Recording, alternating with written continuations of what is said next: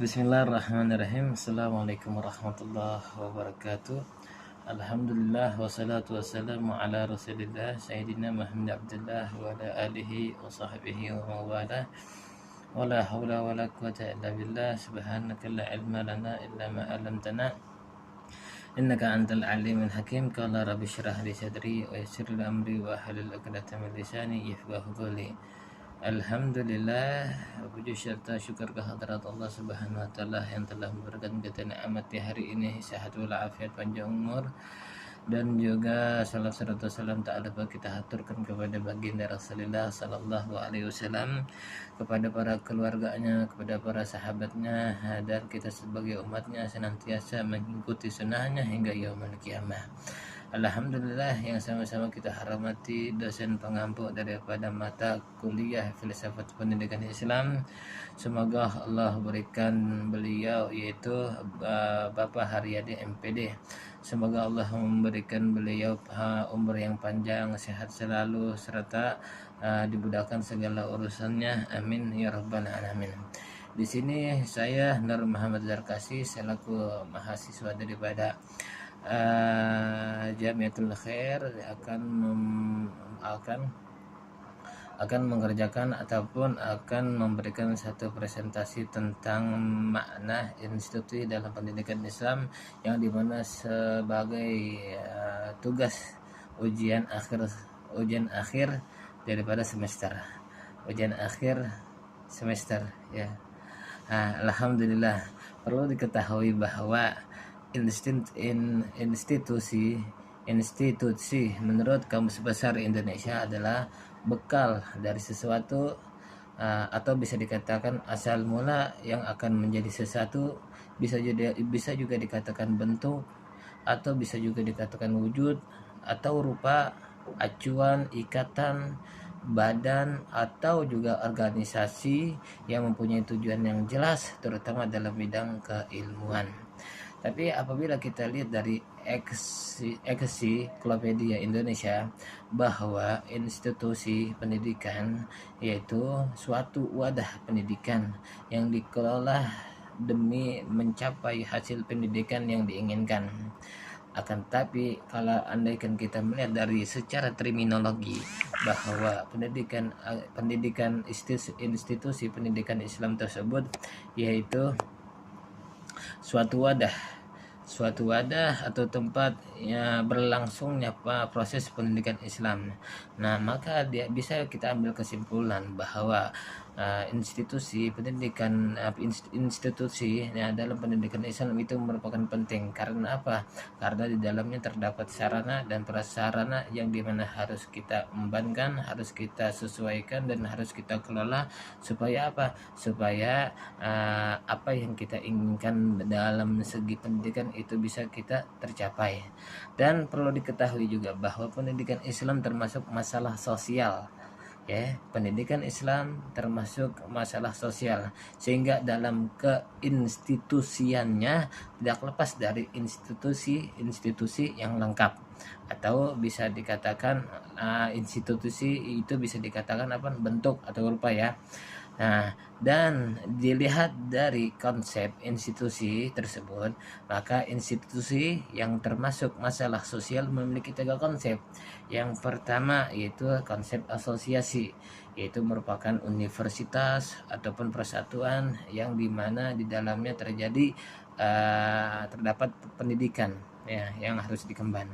Terus yang kedua organisasi khusus ya, yaitu seperti penjara yang dimana dikhususkan untuk orang-orang jahat, terus rumah sakit yang dimana dikhususkan untuk orang-orang yang sakit, dan sekolah dikhususkan untuk para pelajar yang ingin mempelajari ilmu. Dan yang ketiga yaitu tingkah laku yang telah menjadi kebiasaan atau pola hubungan sosial yang mempunyai tujuan tertentu.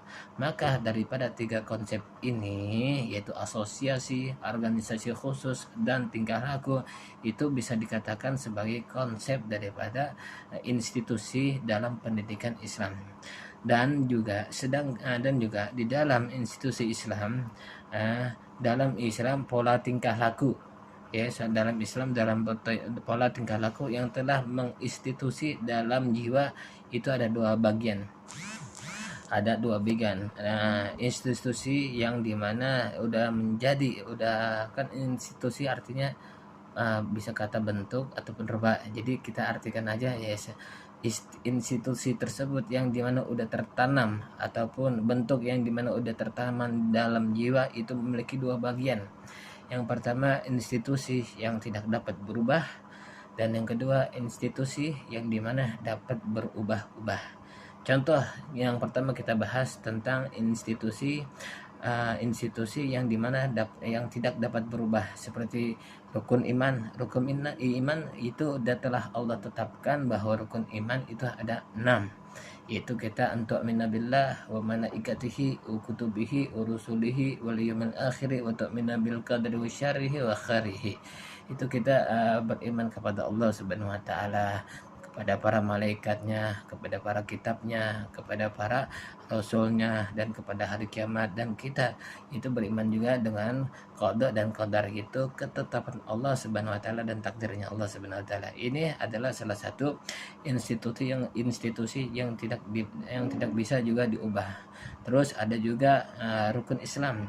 Rukun Islam suatu institusi yang dimana tidak bisa diubah-ubah. Kayak misalkan rukun Islam kayak syahadat nggak bisa diubah sama sekali, karena itu udah termasuk daripada institusi permanen ataupun paten. Juga sholat, zakat, puasa, haji, dan itu semua tidak bisa diubah-ubah. Dan juga toharoh, ya toharoh itu kesucian tatkala kita pengen melakukan ibadah. Nah itu harus melakukan dengan toharoh. Nggak ada, itu tidak bisa diubah sama sekali, karena itu sudah menjadi keinstitusian di dalam pendidikan Islam. Terus juga ada ikhlas yang dimana institusi bagaimana kita menjalankan segala sesuatu itu dengan ikhlas. Juga ada ihsan. Ihsan yaitu institusi meningkatkan amal suatu hamba, ya amal ibadah suatu hamba. Nah, dan yang kedua yaitu institusi yang dimana dapat berubah-ubah, ya ini sifatnya tidak permanen. Karena apa? Karena institusi di sini dapat berubah-ubah. Seperti apa? Seperti ijtihad. Sedangkan kita ketahui bahwa ijtihad tersebut adalah badlul majhud li tahsilil maksud. Itu mengarahkan usaha kita untuk mendapatkan apa yang kita tuju. Ya, misalkan kita ijtihad di dalam kiblat, ataupun ijtihad di dalam ilmu fikih, ijtihad di dalam ilmu syariat, yang dimana di zaman ini sering dengan seiringnya zaman dan dengan seiring berjalan waktu, itu hukum-hukum yang dimana di dalam ilmu fikih dapat berubah-ubah juga. Dan juga ilmu fikih satu institusi yang dimana dapat berubah dan sifatnya tidak permanen. Terus juga akhlak itu juga institusi yang dimana berubah. Dan juga ada institusi sosial, institusi pergaulan sosial, institusi politik, institusi seni, institusi negara, ataupun institusi iptek dan pendidikan.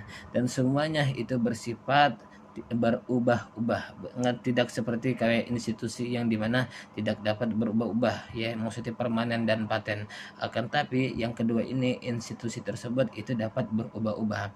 Dan kesimpulan yang dimana bisa dapat kita ambil dalam presentasi kali ini, yang dimana suatu tugas daripada ujian akhir semester di mata kuliah filsafat pendidikan Islam, maka kita mengambil kesimpulan bahwa institusi pendidikan Islam adalah suatu bentuk organisasi yang diadakan untuk mengembangkan institusi sosial, baik yang permanen ataupun yang berubah-ubah.